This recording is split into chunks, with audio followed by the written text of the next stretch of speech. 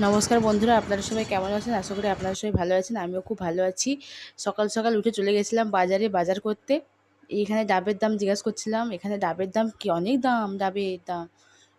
একটা ডাবের দাম বলছে ৪৫ টাকা। তাহলে ভাবুন আপনারা। এইখানে আবার জিজ্ঞেস করছিলাম কদবেলের দাম। কদবেলের দাম একটা পিস ২৫ টাকা। বাবা, এত দাম কলকাতার দিকে, কি বলবো আপনাদেরকে। তারপর এই যে বাজারের দিকে চলে যাচ্ছি, বা কিছু বাজার করেছি। তারপরে আবার চলে যাব মাছ বাজারে। এই বাজারে ঘুরে মাছ বাজারের দিকে যাব। মাছ বাজারের দিকে যেতে যেতে দেখি আপেল কত উঠেছে দেখলাম। আবার এখানে অনেক সবজি বিক্রি হচ্ছে, এখানে সপেতা বিক্রি হচ্ছিল। তারপরে এই যে মাছ বাজারে ঘুরে গেছি, মাছ কিনছি।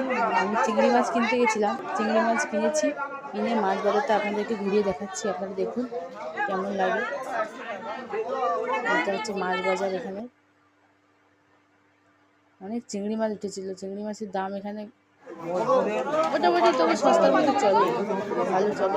কিন্তু এইখানে দেখুন